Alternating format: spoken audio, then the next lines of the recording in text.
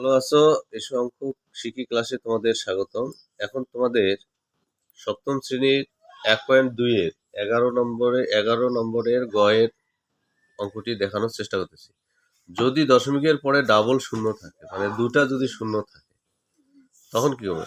আমাদের যে প্রথম কাজটা, দশমিকের বাম থেকে ডান দিকে আমরা জোড়ায় জোড়ায় যাব। এতে কয় ঘর হয় হোক, এই যে এক ঘর কাটছি আর এক ঘর কাটলাম, তাই না? এখন এটার কাটা শেষ। যদি এখানে একটা থাকে, কি করতে হবে? আর একটা শূন্য দিয়ে সেটা পূরণ করে জোড়া করতে হবে। আচ্ছা, যেটা যখন আসবে তখন আমরা দেখব। এখন একটা খাড়া টান দাও, কোন দিকে? ডান দিকে। এখন এখানে প্রথমে কি আছে? দশমিক আছে, তাই না? তাহলে দশমিক বিন্দুর পরে যেহেতু কাজ করতেছি, দশমিক বিন্দুটা আগে দিতে হবে, দিয়ে তারপর এটার জোড়াটার কাজ করতে হবে। বোঝা গেছে? এখন এখানে দশমিক দিচ্ছি, এই যে প্রথম জোড়ার কাজ। প্রথমে কি আছে?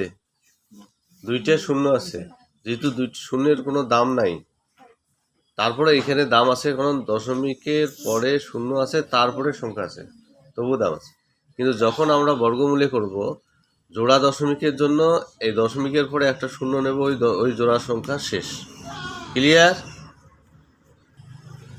এখন দেখো কি বললাম, জোড়া শূন্য যদি থাকে, ওই একটা শূন্য দশমিকের পর বসাইলে ওই শূন্য দুইটির কাজ শেষ হয়ে গেল। এখন দেখো এখানে কত আছে, আর এই জোড়া কাজ শেষ। এখন কত আছে দেখো তো, 49। তাহলে এখানে কত আমি বসাইলে ওইটা দিয়ে ওইটা গুণ করলে 49 হবে বা তার কাছাকাছি হবে। তাহলে যদি 7 বসাই, দেখো 7 বসাইলে কি হয়? 7 7 49, 7 7 49 হয়েছে। এখন এই যে মিলি গেল। তাহলে নির্ণয় বর্গমূল, দেখো নির্ণয়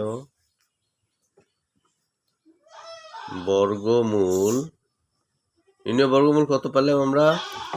0.07। এটাই হলো নির্ণয় বর্গমূল। সবাই বুঝতে পেরেছো? তাহলে দশমিকের পরে যদি এরকম শূন্য থাকে, তাহলে তোমরা এইভাবে অঙ্কটা করবা। ঠিক আছে? দেখো তো মা, উত্তর দেখো। আমার মনে হয় উত্তরটা হয়ে গেছে। আল্লাহ হাফেজ।